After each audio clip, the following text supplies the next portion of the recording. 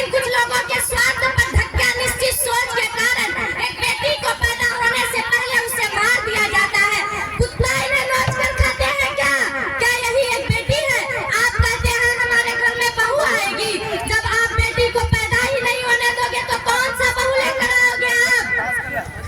आप अपने बेटी को स्कूल की शिक्षा तक सीमित रखते हैं। क्यों? कहीं की नहीं, इसी गांव की एक बेटी का उदाहरण है जिसने 10th में टॉप किया।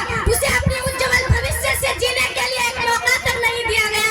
सोचिए एक बार 10th में टॉप करने वाली लड़की पर क्या गुजरी होगी? उसकी सपनों को किस तरह दफन कर दिया गया है? सोचिए। अरे बेटी के बारे में कोई नहीं सोचता। अगर बेटी शिक्षा प्राप्त कर, बेटी के बारे में कोई नहीं सोचता। अगर बेटी आवाज उठाए तो कहते हैं नचेड़ी है, बेशरम है, उसे चुप कर दिया जाते हैं।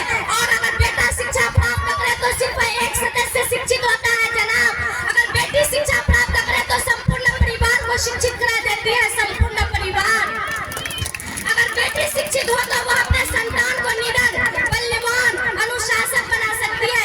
इस कार्य में एक बेटी ही गुरु, डॉक्टर, इंजीनियर, पायलट बन सकती है। आप अपने बेटी को सिर्फ बेटी मत समझिए।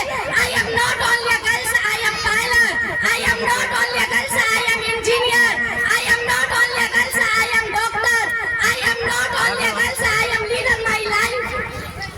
आप अपनी बेटी को दहेज में उपहार देना चाहते हैं, उपहार देते हैं तो शिक्षा का दीजिए, क्योंकि आपकी बेटी पर कोई गलत नजरों से ना देख सके, उसे अपनी बुरे नजरों से ना देख सके। उसे इतना शिक्षित और आत्मनिर्भर जीवन बनाइए। और बेटियों कुछ ऐसा करो कि माँ बाप गर्व से कहें कि मुझे अपनी बच्ची पर गर्व महसूस होता है, ना कि दहेज। शिक्षा देना है बेटे को, और बड़े बड़े जो भी देना है बेटे को, बेटियों को क्यों नहीं मिलता? लोग कहते हैं बेटी बोझ है, कभी पिता के लिए तो कभी भाई के लिए और कभी पति के लिए। एक बेटी को हमेशा बोझ माना जाता है। उसे कभी माँ बनना, कभी बेटी बनना और कभी पत्नी बनना, ऐसे बंधनों में कैद कर दिए जाते हैं। उसे अपने उज्जवल भविष्य से जीने के लिए एक मौका तक नहीं दिया जाता है। सोचिए, करे तो वह क्या करे? अगर खुद के लिए या दूसरों के लिए आवाज उठाए तो बोलती है नचेड़ी है, बेशरम है। अगर बेटी आवाज उठाए तो उसे गालियां देकर चुप कर दिए जाते हैं। क्यों? हम अपना आवाज उठाना नहीं जानते? क्यों हम अपने अधिकार के लिए लड़ना नहीं जानते? अरे हम लड़ाएंगे भी और बढ़ाएंगे भी। मैं जीना चाहती हूँ उन बेटों की तरह, मैं जीना चाहती हूँ उन बेटों की तरह। गद्दारी का ऐलान न समझा जाए। आजकल के बेटे भी हो जाते हैं घर से रुखसत, आजकल के बेटे भी हो जाते हैं घर से रुखसत। केवल बेटियों को ही घर का मेहमान न समझा जाए।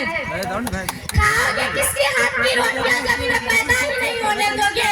अरे खाओगे किसके हाथ की रोटियां?